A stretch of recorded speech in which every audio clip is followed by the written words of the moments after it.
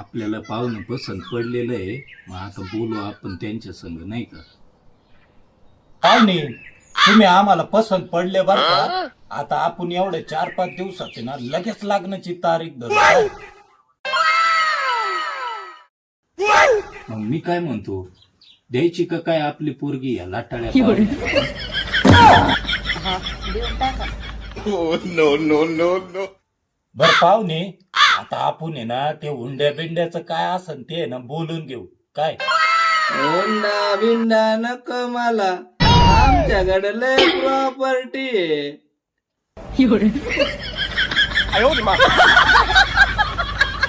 पाहुणे, तुम्ही जर नाही घेतला ना हुंडा, तुमच्या अवतारावरून मला असं वाटतंय माझ्या पोरीला घेऊन रस्त्यावर तुम्ही काही दिवसांनीच मागता चंदा. तसं नाही होणार पाहुणे.